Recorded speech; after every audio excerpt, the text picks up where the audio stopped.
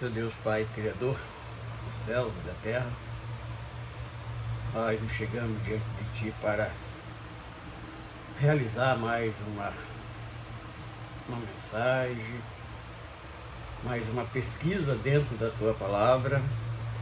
Hoje vamos falar um pouco sobre batismo e pedimos a Tua direção e que te confessar que dependemos de Ti para tudo, até para que esta mensagem possa estar chegando nos corações necessitados. Nós precisamos da Tua ajuda no nome do Teu Filho amado, Jesus. Amém. Vamos estar lendo carta aos Coríntios, capítulo 1, versículo 10 até o verso 24.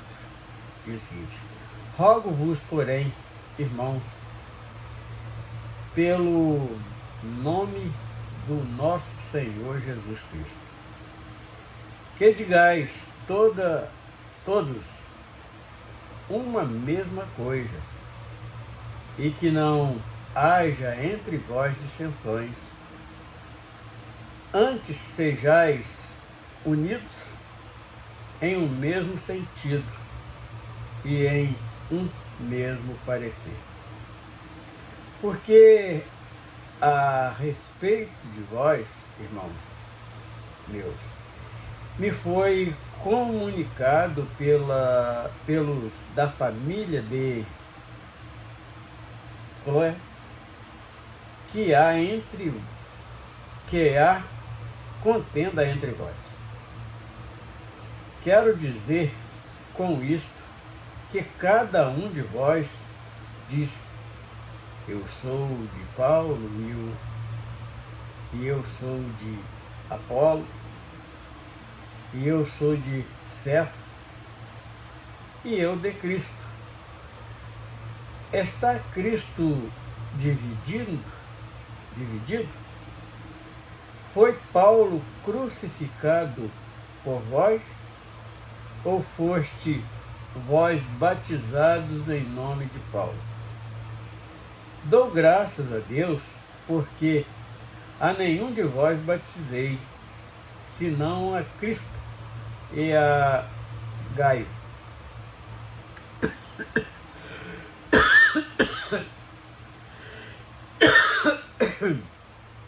para que ninguém diga que foste batizado em meu nome. E batizei também a família de Estefanes.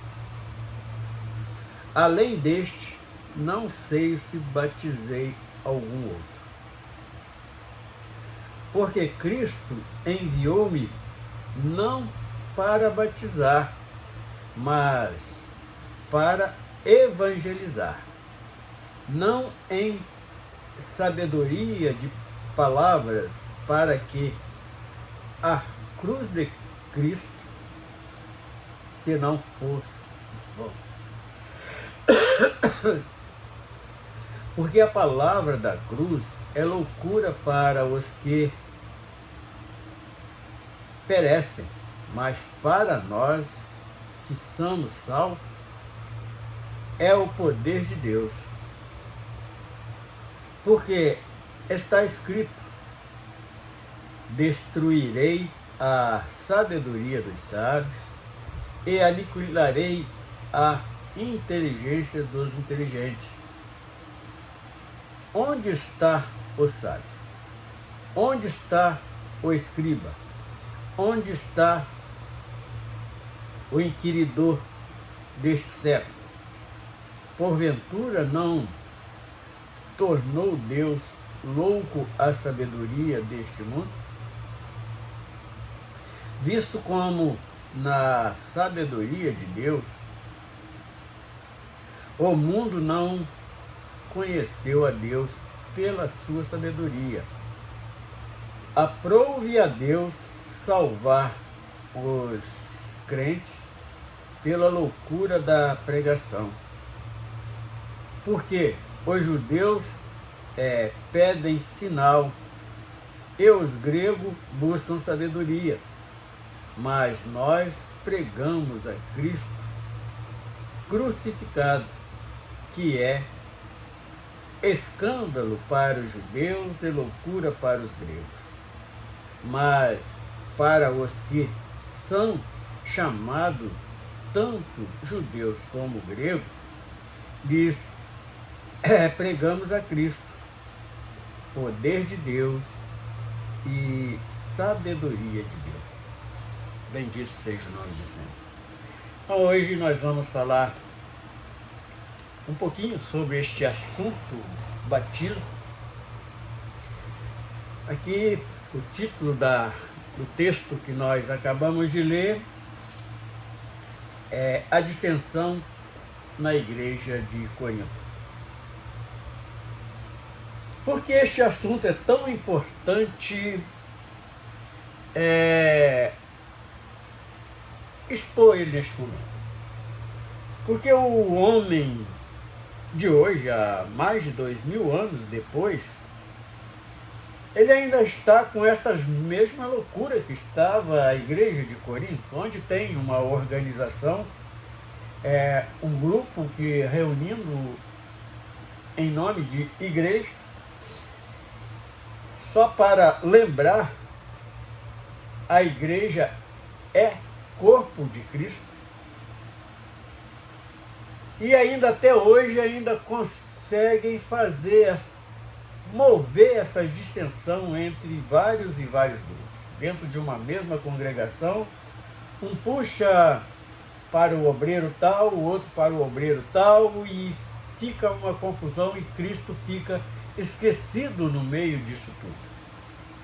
E o apóstolo Paulo, quando soube disto, ele não recebeu de bom grado, não. Ele foi lá logo chamar a atenção daqueles irmãos, que não era quem estava ali por causa de Apolo, não é por causa de quem estava por causa de Cefas,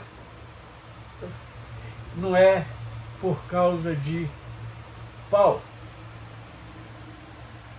Paulo queria conscientizar aquele povo para estar ali reunido, sim, na verdade, mas no propósito de Cristo, de testemunhar a grande obra que ele veio trazer para o homem que estava perdido. E esta lição de hoje, ele nos deixa um ensinamento bem profundo, porque tem muita gente que acha que não vai ser salvo porque nunca passou pelas águas do batismo. E nós sabemos por vários anos que dei aula preparando pessoas para descer ao batismo, descer as águas. Eu sempre fiz a questão de falar que alguns significados que tem neste ato de batismo.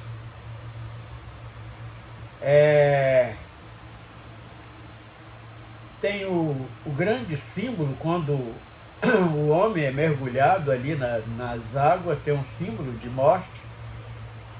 E na hora que ele é erguido daquela água, tem também um símbolo de ressuscitamento. Ele está ali testemunhando, acreditando que naquele grande dia ele vai ser ressuscitado juntamente com Cristo. Então nós precisamos de estar entendendo, não estar defendendo bandeira. Eu vejo algumas pessoas que brigam, até muitas das vezes mata por causa do...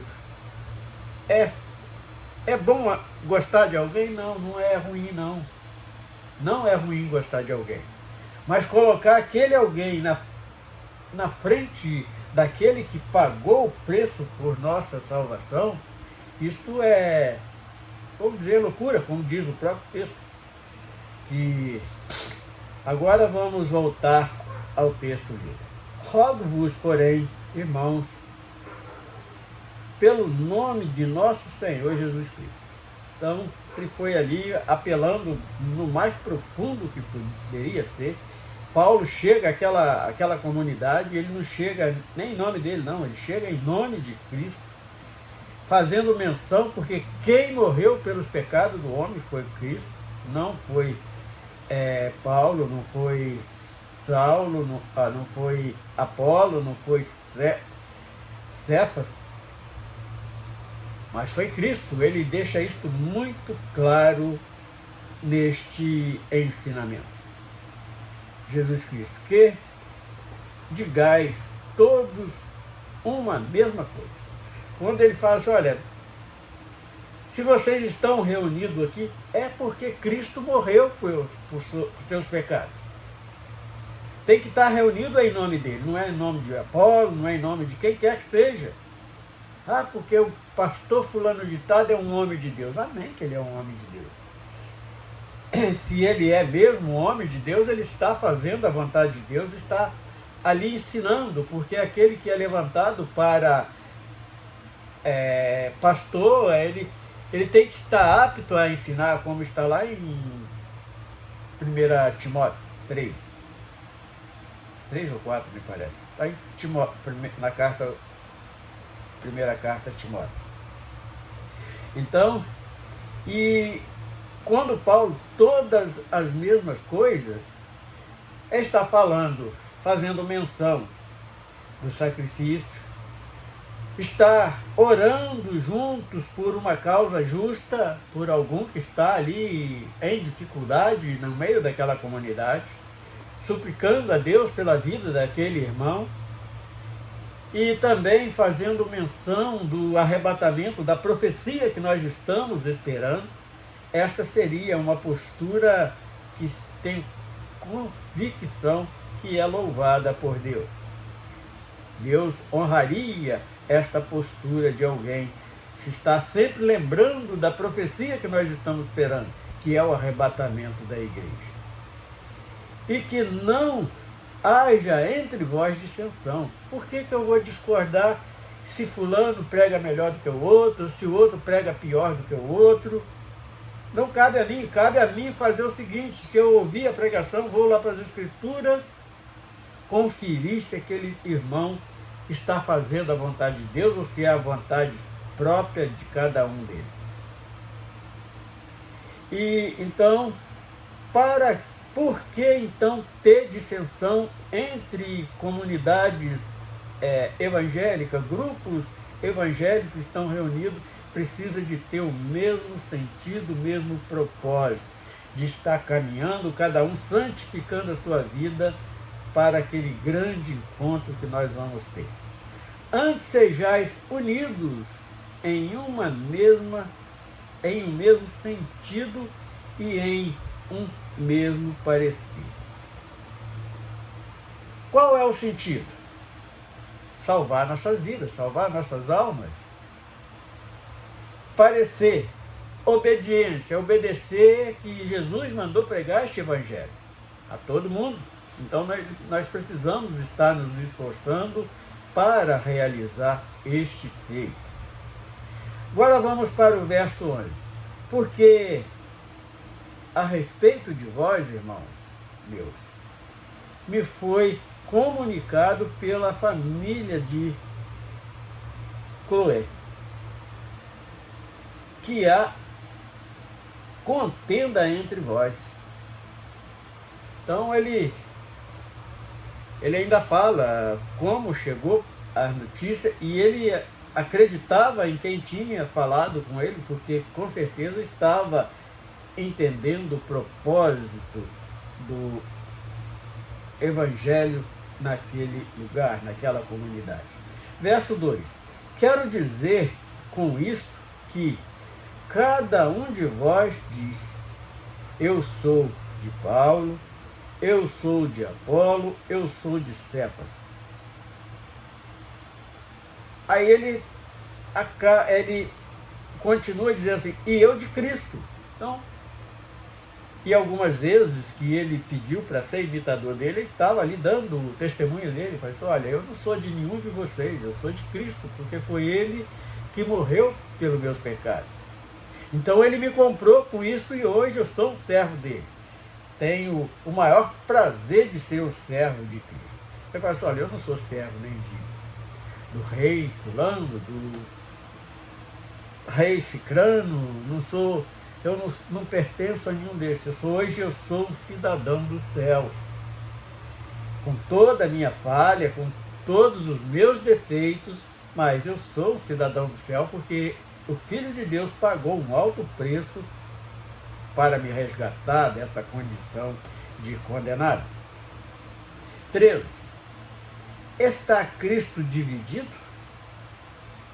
Foi Paulo crucificado por vós? Ou foste vós batizados em nome de Paulo? Então ele chama a atenção, fala assim, olha, o dia que alguém desceu vocês lá nas águas para fazer aquele simbolismo todo que fala de sepultamento, de morte e sepultamento, fala de ressurreição e vida eterna, foi em nome de Cristo, não foi em nome de Paulo ou de quem quer que seja.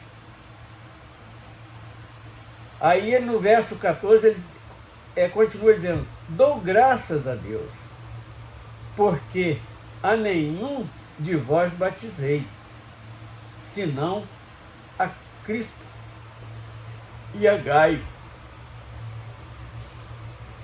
para que ninguém diga que foste batizado em meu nome, porque até os que ele batizou, ele não batizou no nome dele, ele batizou em nome de Cristo, em nome do Filho de Deus.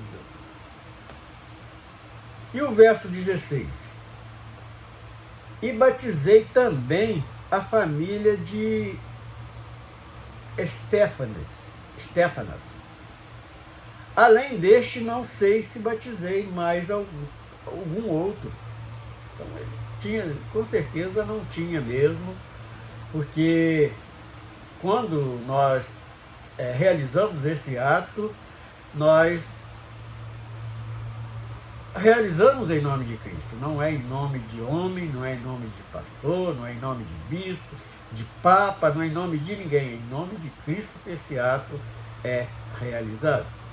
Porque Cristo enviou-me não para batizar, mas para evangelizar, não em sabedoria de palavras, para que a cruz de Cristo se não faça vã.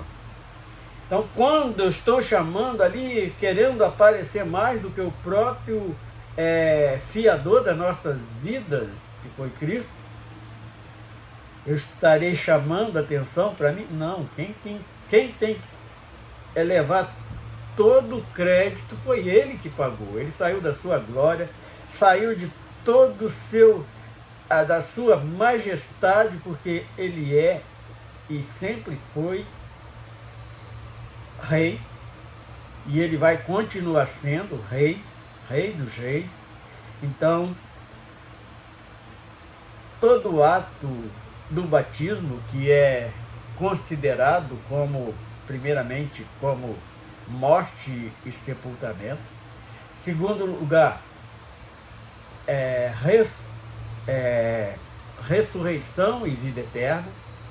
Então basta pegar esses dois, temos muitos outros significados, por exemplo, também tem um significado de um soldado se alistando para esse exército santo para divulgar este evangelho, mas vamos parar apenas nesses dois símbolos que traz o batismo.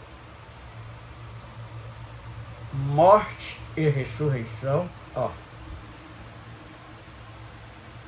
morte e sepultamento, ressurreição e vida eterna. Então são dois pontos muito importantes que nós precisamos estar meditando. Todos aqueles que desceram as águas têm que também ter a convicção que o batismo em si não salva. O que salva é crer no sacrifício do Calvário, o único sacrifício perfeito. Nós vamos nos salvar pela fé e pela graça, que nós não merecíamos, mesmo assim foi nos dado esta salvação. Aí ele continua dizendo, porque Cristo enviou-me não para batizar, mas para evangelizar. Então é mais importante até pregar o evangelho do que estar fazendo número de batizados, porque muitas das vezes o indivíduo desce ali por uma mera emoção. Então, o mais excelente é quando pregamos este Evangelho. O Evangelho abre espaço no coração do homem para arrependimento, para a confissão de pecados e para uma certeza que está herdando a eternidade. Não em sabedoria de palavras. Aqui entra outra vez ali a divisão que estava na igreja de Corinto, que existe hoje em muitas congregações, aquelas divisões que existem dentro de uma mesma congregação. Fulano é melhor do que ciclano, fulano prega melhor do que fulano. Então, para destas besteiras, vamos dizer assim, a bobeira que não vai levar ninguém a lugar nenhum a não ser a condenação, para que a cruz de Cristo se não faça vão, porque não foi em vão que ele subiu, que ele foi colocado naquele madeiro. Verso 18: porque a palavra da cruz é loucura para os que perecem, mas para nós que somos salvos, é o poder de Deus. Então ali está, foi a maneira que Deus separou para envergonhar o adversário das nossas almas, que ele está aí pronto para atrapalhar a caminhada de qualquer um. E com isto nós temos que estar valorizando sim o sacrifício da cruz. Não vamos até dar crédito à pregação, mas o mais importante foi o sacrifício. Foi aquele que me levou à morte para o pecado. É aquele que me ressuscitou para uma vida eterna. Não há outro que pode levar esta honra, vamos dizer assim. Porque a palavra da cruz é loucura. Nós, na nossa razão carnal, nós não vamos entender direito isso. 19. Porque está escrito: destruirei a sabedoria dos sábios. Quantas vezes nós estamos ouvindo alguém num discurso muito lindo, palavra muito bem colocada, mas não está passando do forro da igreja para cima, daquela construção onde está reunido. São palavras vazias que não têm sentido espiritual, muitas vezes são palavras escolhidas, muitas das vezes até ensaiadas para falar. Então, é algo que fulano é um homem de Deus, ele prega muito bem, amém, que ele prega muito bem. Então vamos tirar proveito da pregação dele. Porque está escrito: destruirei a sabedoria dos sábios e aniquilarei a inteligência do inteligente. O que quer dizer isto? Quando nós fomos batizados com o Espírito Santo, agora vamos dar um passo além. A próximo assunto nós vamos falar outra vez sobre esse batismo com o Espírito Santo. Hoje nós estamos falando do batismo nas águas, mas vamos repetir. Porque está escrito: destruirei a sabedoria dos sábios e aniquilarei a inteligência dos inteligentes. Então, quando nós estamos, conforme eu estava falando, cheios do Espírito Santo, que temos frutos do Espírito, mesmo o indivíduo pregando bonito, nós vamos saber se aquilo ali é aquele que usa da tua inteligência carnal para estar te dando, para estar até te extorquindo muitas das vezes. Enfiando ali com palavras muito bem colocadas e dando algumas pistas mentirosas muitas das vezes, que até parece que o cara está falando verdade. Então, neste sentido, Deus, através do Espírito Santo, ele destrói a inteligência dos mercenários, dos golpistas, dos astuciosos do Evangelho, aqueles que estão vendendo terrenos, vendendo mansões no céu, e sendo que nem ele vai para lá. Mas quando estamos cheios do Espírito Santo, nós vamos saber aniquilar esta inteligência deste inteligente. 20. Onde está o sábio? Onde está o escriba? Onde está o inquiridor deste século? Porventura não tornou Deus louca a sabedoria deste mundo? Porque quando nós estamos tomados pelo Espírito Santo, ninguém vai nos enganar. Ele mostra com muita clareza.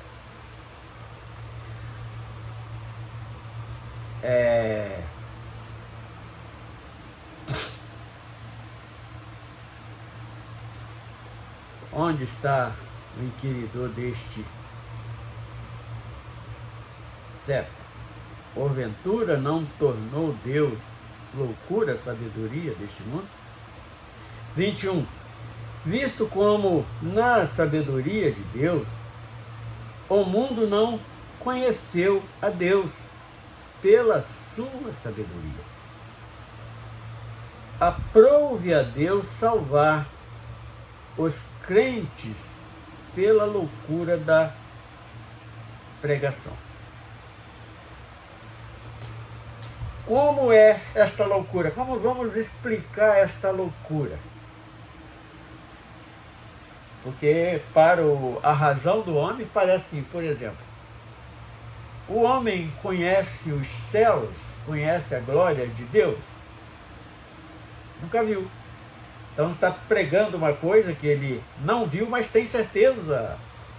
É pela fé que nós pregamos isso. Nós acreditamos que a palavra de Deus é a verdade suprema que existe ao nosso alcance,